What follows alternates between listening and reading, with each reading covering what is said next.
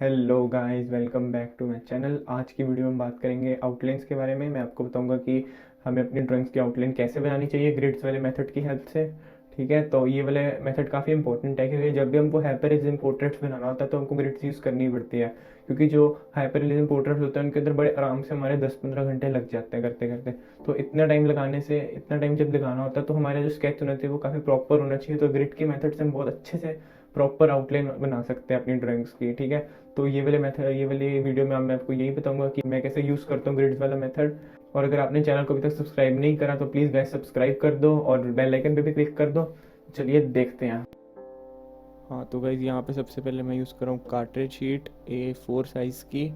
और यहाँ पे मैं यूज़ करूँगा ग्रिड्स वाला मेथड। तो सबसे पहले मैं यहाँ पे ग्रिड्स बनाऊँगा। मैं यूजुअली यूज़ करता हूँ 1x1 इंच की ग्रिड पूरी शीट पे बनाता हूँ, तो वही मैं करूँगा। सबसे पहले मैं 1x1 इंच पे मार्किंग कर लूँगा, ऊपर भी नीचे भी, मतलब हॉरिजॉन्टली और वर्टिकली दोनों तरफ 1x1 इंच की मार्किंग कर लूँगा।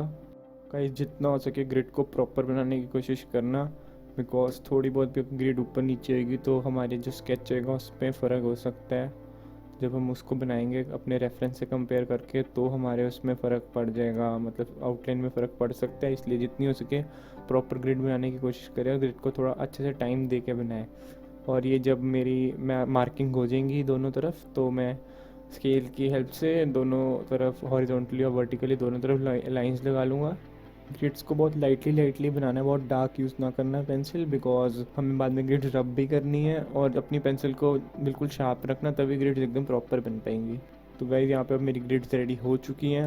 अब मैं जो मेरा रेफरेंस है उसको मैंने ऑलरेडी प्रिंट कर दिया है। मैं एक कमीशन वर्क पे काम कर रहा हूँ, तो मैं जब इसका स्केच बना रहा था तो मैंने सोचा इसके ऊपर वीडियो बना देता हूँ एक आउटलाइन की। तो यहाँ पे मेरा जो प्रिंट है मैंने उसके ऊपर ऑलरेडी अब बना लिए ग्रिड, सेम वैसी जैसे मैंने अपने पेज के ऊपर बनाई थी, सेम उसी तरीके से मैंने अपनी रेफरेंस के ऊपर भी ग्रिड्स बना ली है। अगर आपके पास प्रिंटर नहीं है तो फिर आप अपने फ़ोन में भी कर सकते हैं, रेफरेंस को देख सकते हैं। काफ़ी सारी एप्लीकेशन है प्ले स्टोर पे जो ग्रिड बनाने में मदद करती है, आप वो भी यूज़ कर सकते हैं। हाँ, तो अपनी जो ड्राइंग है और अपनी जो शीट है जिसका हमको ड्रॉ करना है, मतलब जो हमारा रेफरेंस है और जो हमारी ड्राइंग शीट है उसको पैरेलल रख सकते हैं दोनों को। और अपनी जब ग्रिड्स हम कंपेयर कर करके दोनों को बनाना शुरू करेंगे। मैं सबसे पहले आउटर वाली आउटलाइंस बना लेता हूँ, मतलब कि जो भी बाहर होती हैं आउटलाइंस उनको पहले कंप्लीट करता हूँ। उसके बाद जो अंदर आईज़ या नोज़ होता है उनको मैं फिर बनाता हूँ। तो हमको ग्रिड के साथ कंपेयर करते हुए अपने स्केच को बनाना है।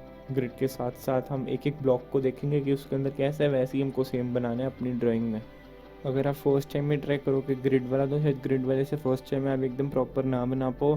बट जैसे जैसे आप बनाओगे, या फिर मतलब कि फ़र्स्ट आउटलाइन में आप प्रॉपर ना बना पाओ, उसको फिर से एक और बार आउटलाइन करो, जो आपको गलत लग रहा है उसको रब करो और फिर से उसको सही ग्रिड की हेल्प से कंपेयर करके बनाना पड़ेगा, तभी आपकी प्रॉपर आउटलाइन बन पाएगी। तो यहाँ पे मेरी ऑलमोस्ट आउटर वाली जो आउटलाइन होती है वो कंप्लीट हो चुकी है। अब मैं जो थोड़ी बहुत अंदर वाली डिटेल्स हैं वो बनाऊँगा। बहुत ज़्यादा डिटेल्स बनाने की ज़रूरत नहीं होती आउटलाइन में, क्योंकि जो जैसे कि क्लोथ्स में यहाँ पे डिटेल्स है बहुत ज़्यादा, तो उसको भी बनाने की ज़रूरत नहीं है। हाँ, तो गाइस यहाँ पे मैंने आइस शुरू कर दी है बनानी। तो आइस को भी वैसे ही करना है जैसे आउटर वाला करा था हमने एरिया, बस हमें ये जो लाइन है उसी के साथ जाना है। मैं अभी बियर्ड की कोई आउटलाइन नहीं करूँगा, क्योंकि जो बियर्ड है वो वाइट कलर की है। कि वाइट वाली बियर्ड को जो बनाने का तरीका होता है बिल्कुल अलग होता है, उसके ऊपर भी मैं अलग से एक वीडियो बना दूँगा। तो गाइस यहाँ पे मेरा ऑलमोस्ट स्केच रेडी हो चुका है। तो आपने देखा कि आप कितनी इजीली बना सकते हैं मेरे ग्रिड वाले मेथड से स्केच। तो इसलिए ग्रिड्स काफ़ी इंपॉर्टेंट होती है यूज़ करनी। जब तक हमारा स्केच प्रॉपर नहीं है तब तक आगे मत बढ़ो, एक बार प्रॉपर स्केच बन जाए उसके बाद उसको जितना मर्जी टाइम लगाओ। हो सके तो जितनी भी जो हाइलाइट्स होती है और जो डार्क वैल्यूज़ होती है उनको मार्क कर लो, ताकि बाद में हमको पता है कि कहाँ पे डार्क एरियाज़ है, कहाँ पे लाइट एरियाज है। अभी इस वाली ड्राइंग में इतने कोई शेडोज़ और हाईलाइट्स नहीं है, तो इसलिए इसके अंदर तो मेरी कोई खास मार्किंग नहीं है, बस थोड़ी सी आइज़ में थी।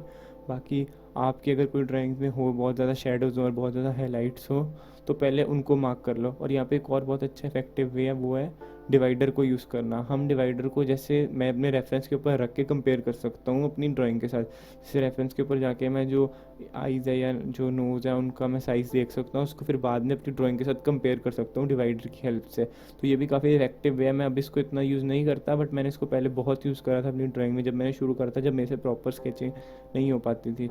तो अब तो ऑलमोस्ट हो ही जाते हैं और अब मैं इसका इतना यूज़ भी नहीं करता। बस हाँ, अगर कई बार लगे कि जो थोड़ी सी कोई चीज़ प्रॉपर नहीं है, डिवाइडर की हेल्प ले सकते हो, काफ़ी इफ़ेक्टिव रहता है। तो गाइस, जैसा आपने अब देखा कि हम ग्रिड वाले मेथड से काफ़ी इजीली स्केच बना सकते हैं। तो ग्रिड मेथड काफ़ी अच्छा मेथड है और इफेक्टिव मेथड है। ठीक है, तो इस वीडियो में इतना ही गाइस। प्लीज़ चैनल को सब्सक्राइब कर दो, वीडियो को लाइक कर दो, मेरे को कमेंट करके बताओ कैसी लगी और मेरे को सजेशन दो अगली वीडियो के बारे में भी। और मेरे को मेरे इंस्टाग्राम पे भी फॉलो कर सकते हो, लिंक डिस्क्रिप्शन में है। तो thank you so much for watching.